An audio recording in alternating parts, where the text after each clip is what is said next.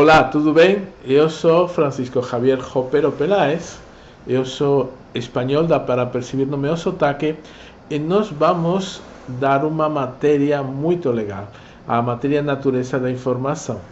Essa matéria mostra como a informação foi evoluindo ao longo do tempo, como nós aprendimos a usar a informação, como nós transmitimos a informação e como a informação está presente no nosso dia a dia cotidiano e como nós utilizamos e medimos essa informação. Contudo, a informação não sempre esteve presente na vida dos seres humanos como está agora. De fato, nós vamos tentar mostrar para você que a história do homem, a história da humanidade, é como um livro de 200 páginas com 195 páginas em branco. Olha, eu só vi uma vez um livro com muitas páginas em branco. E foi uma vez que eu fui numa biblioteca, eu fiquei muito surpreso, né? Porque eu peguei um livro, não sei por que eu fui pegar justamente esse livro aí. Era uma cor distinta, talvez a capa que me chamou a atenção. Aí abri o livro e vi que todo o livro era branco. Aí fiquei meio que surpreso, né? Aí fui ver o título do livro e o título era A Vida Sexual do Homem Depois dos 75 anos. Puxa vida. Bom, fiquei surpreso e pensei, parabéns para o autor. Não precisou fazer nada para escrever um livro de 200 páginas. Então, a história da humanidade está bem parecida com esse livro. É um livro em que a maior parte das páginas estava em branco. E vamos tentar ver os primeiros indícios em que foi registrada alguma informação. E para isso eu vou contar uma historinha para vocês, uma historinha que aconteceu, na verdade, no passado, e que tem a ver com dois homens e uma caverna.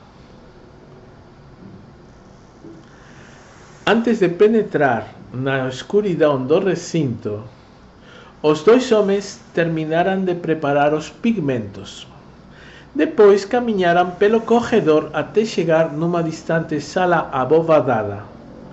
Então um deles colocou na sua boca o pigmento, subiu nos ombros do seu colega que segurava uma tocha e, colocando sua mão no teto da caverna, cuspiu o pigmento na própria mão. Retirando a mão, o contorno dela ficou gravado na rocha. Uma profunda emoção invadiu o nosso ancestral quando pensou que alguém no futuro entraria na caverna e descobriria a mão. Esta cena aconteceu faz 37.300 anos, na caverna do Castillo ao norte da Espanha. Foi a primeira vez em que sabemos que um ser humano, de modo proposital, quis passar algum tipo de informação para ser descoberta por outros seres humanos como nós. Igual que ele, outros seres humanos em diferentes locais e momentos da história tiveram uma ideia parecida, deixando impressas as silhuetas das suas mãos em recônditas paredes de cavernas tão longínquas uma da outra como a caverna de Gargas na França faz 27.000 anos, ou Kalimantan em Borneo faz 12.000 anos, ou na Cova das Mãos na Argentina faz 9.000 anos. Olha a diferença das datações. São miles de anos entre uma pintura e outra pintura, além do mais que estão extremamente separadas ao longo do planeta. Então, pensa bem, o que levou essas pessoas a querer colocar as suas mãos na parede das cavernas? Sabemos que aqueles seres humanos eram idênticos a nós, porque recentemente foram descobertos outros restos esparsos da atividade do homem na pré-história. Por exemplo, restos arqueológicos mostram que o ser humano já sulcava os mares faz 175.000 anos e já fabricava e guardava ocre para pintar as mãos e outras pinturas em recipientes feitos de conchas de abalone, faz 100.000 anos. Estes achados são como fracos pontos de luz num oceano de imensa escuridão.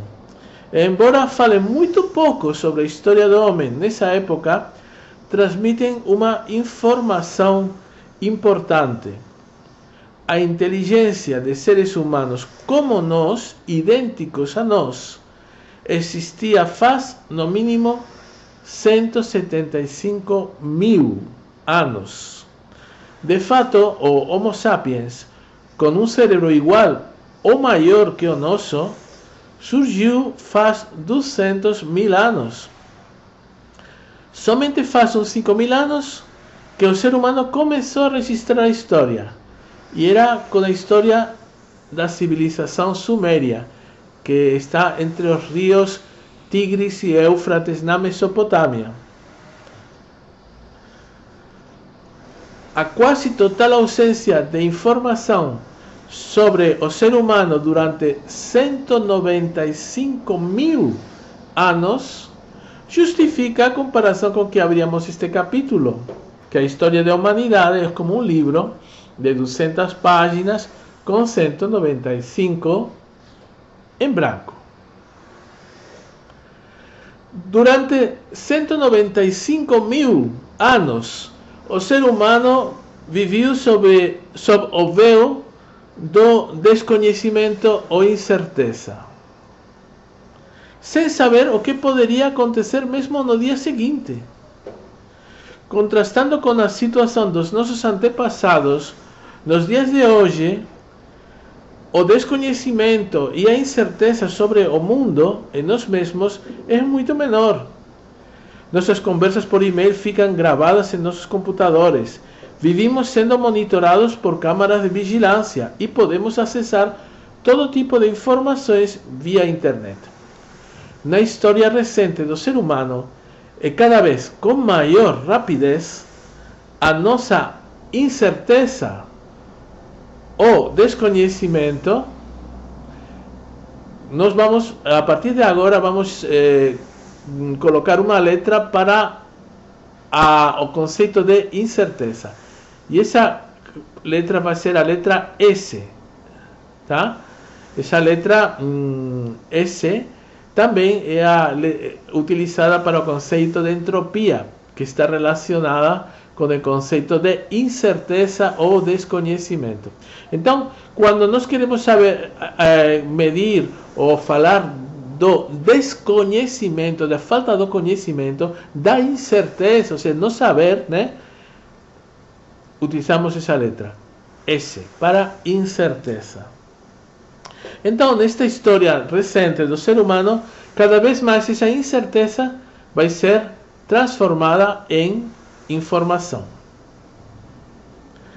Então, ao longo desta disciplina, veremos que a informação pode ser quantificada pela redução da incerteza.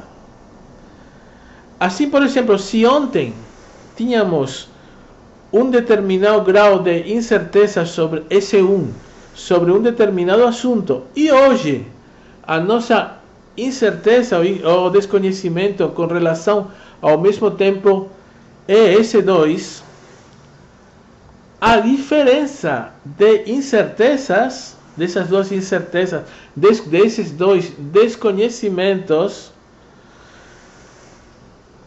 é o que nós chamamos de informação. Pensa bem, agora você vai começar a matéria da natureza da informação. Realmente você não sabe nada da matéria. Então poderíamos, se tivesse uma forma de medir, quantificar a nosso desconhecimento, a nossa incerteza do que vai ser a matéria. Então, o que vai ser a matéria, esse conceito é esse.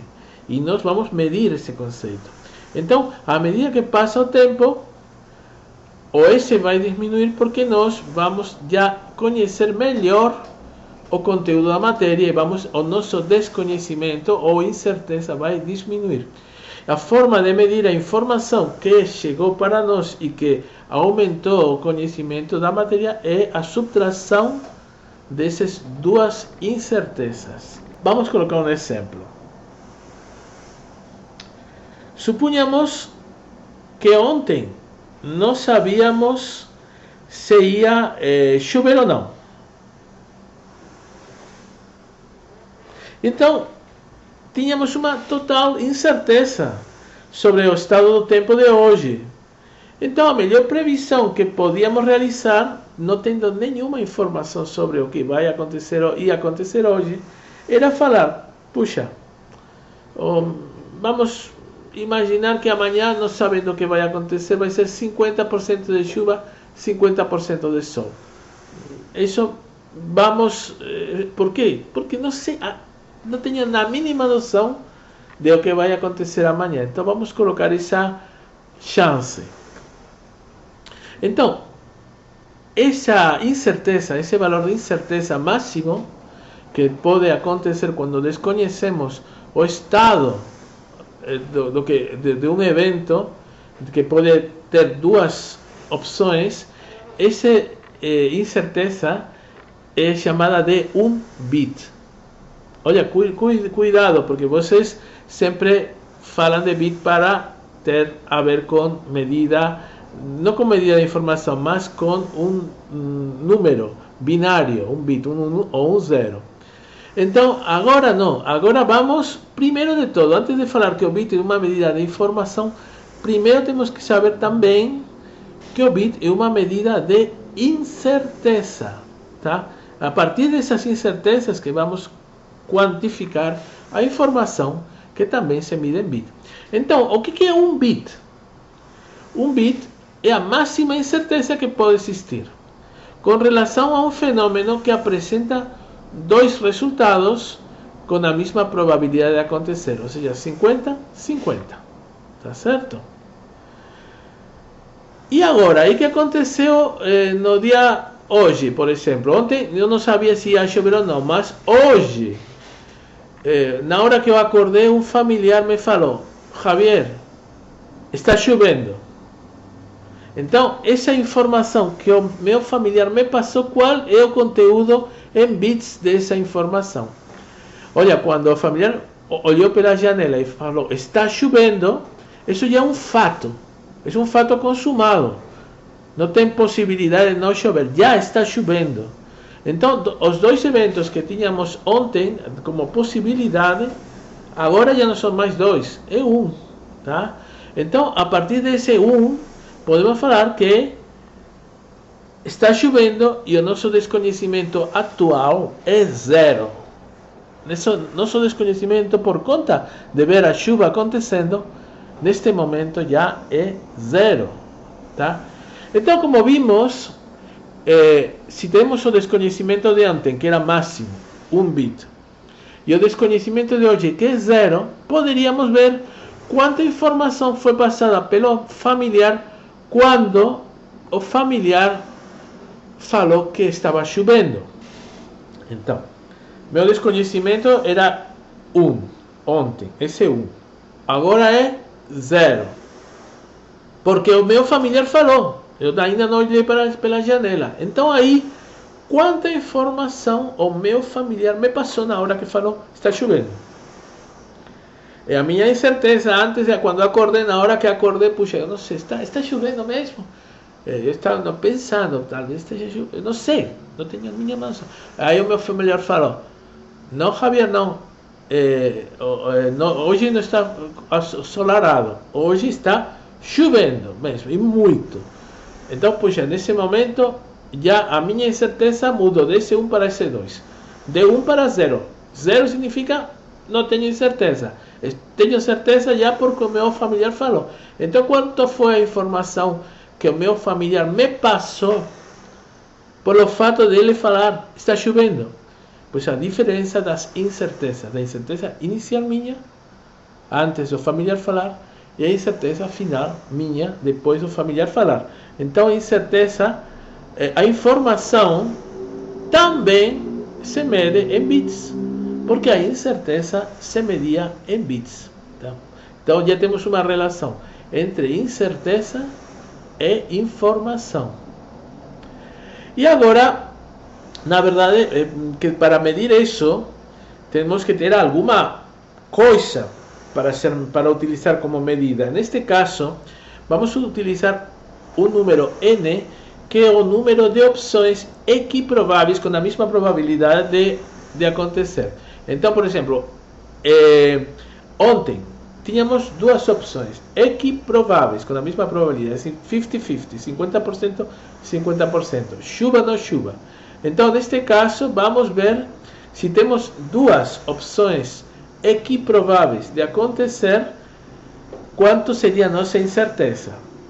E quanto seria no caso de hoje, em que nós temos já uma única opção, n igual a 1, que seria chuva, um evento único. Então, observa o seguinte, que esse e esse podemos colocar como em função desse numerinho que acabamos de falar, N1 e N2, número de eventos equiprováveis. Então, informação igual a incerteza de ontem, inicial, ou também pode ser incerteza de hoje. Quando eu acordei, na hora que eu acordei, eu não sabia se ia ou não chover. Então, podemos falar, a incerteza inicial, S1, menos incerteza final, S2, é uma função, neste caso de N1, número de eventos equiprováveis, inicialmente eram 2, chuva e não chuva, e ao final, f de N2, sendo N2 1, tá? Um único evento. Então temos que ter uma função f, que quando temos dois eventos, o resultado da f seja 1. E quando temos um único evento, o resultado do f seja 0. Qual seria essa função? Pues dá uma pensada. Temos que pensar em alguma função, raciocinar, seja uma função parabólica, será uma função linear, hiperbólica. Qual função poderia dar um resultado? Com n1 igual a 2, o resultado seria 1. E com n2 igual a 1, o resultado seria 0. Qual seria essa função? Olha, na verdade, logaritmo em base 2. Porque, se vocês observam, logaritmo em base 2 de 2 é 1. E logaritmo em base 2 de 1 é 0. Então, a incerteza pode ser medida a partir de eventos equiprováveis, utilizando a função logaritmo em base 2. Portanto, a informação calculada como diferença de incertezas, podemos calcular como diferença de incertezas relativas a eventos equiprováveis, sendo ontem 2 e sendo hoje 1. Tá? Então nós temos logaritmo em base 2 de 2, 1, menos logaritmo em base 2 de 1, 0. Para terminar a aula, vamos de algum modo render uma homenagem a esse homem pré-histórico, porque para ele a vida estava cheia de ignorâncias e incertezas. Possivelmente ele vivia num meio extremamente hostil e não sabia se ia estar vivo ou morto nos dias seguintes. Contudo, ele sabia uma coisa com certeza: aquela silhueta da sua própria mão ia permanecer nas profundezas da caverna no dia seguinte, no ano seguinte e talvez durante gerações, sendo a única prova de seu trânsito pela Terra. Então, olha que importante era para esses homens a informação. Era um sinal de esperança. Realmente, o significado das mãos da caverna nós não sabemos completamente. E ao longo da matéria nós vamos ver que existem várias possibilidades, várias interpretações do que eles estavam querendo transmitir. Mas essa informação, essa mão impressa na caverna devia deixar eles muito felizes, porque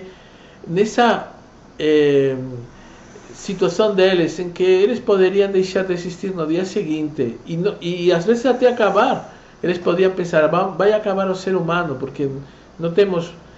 houve épocas ao longo da pré-história em que a população mundial era de uns 100 mil indivíduos. Então, assim, imagina 100 mil indivíduos divididos pela Terra. Então, podia ser que alguns grupos humanos pequenos não soubessem nem da existência de outros. Então, às vezes, podia parecer que eles talvez iam sumir da história, e o ser humano não ia aparecer mais. Mas quando eles colocaram essa mão na caverna e olharam para essa mão, deviam ficar muito felizes. Por quê? Porque pensaram, puxa vida, isto é o sinal de que eu estive aqui, de que eu realmente passei por aqui. Ninguém vai me esquecer. Eu sei que sou nada neste universo tão grande, tão perigoso, tão cheio de tantas incertezas. Mas esta mão aqui é a única certeza que vai sobreviver. A minha existência é a única certeza que vamos ter. E quando um ser humano veja essa mão no futuro, de novo, aqui nesta caverna, vai pensar, puxa vida, tem outro que passou por aqui, igual que eu, que teve estas mesmas dúvidas, estas mesmas incertezas, e deixou a sua mão impressa. Puxa, pelo menos assim, não sabemos o significado total, mas a sensação, imagina, vocês chegarem, vocês acham que estão sozinhos no mundo, ou na tua família, uma família bem pequena, num grupo humano pequeno. Aí, de repente, você chega e vê uma mão impressa na caverna. Bom, eu te garanto, essa mão, essa imagem vai ficar, ficou com certeza na cabeça desse ser humano durante muito tempo, porque quando ele viu a mão, viu que outra pessoa existia, que já passou por aí, puxa, de repente um reboliço de pensamentos surgiram na cabeça desse homem, tá? Então, você imagina quanta informação nesse momento podia passar, quantas possibilidades também podiam passar pela cabeça do ser humano quando viu essa mão. Bom, então nós vamos hoje terminar a aula por aqui. Hoje foi uma aula um pouquinho mais curta por ser a aula introdutória, e no próximo dia vamos falar de signos e da semiótica, que é a matéria, a disciplina que estuda os signos. Um dos signos é a mão. Uma mão pode ser um signo, tá? Então, o ser humano aprendeu a transmitir signos ou sinais para outros seres humanos, e a semiótica é a ciência que estuda esses signos e que nós vamos apresentar na próxima aula. Tudo bem? Bom, então, até o próximo dia. Tchau, tchau.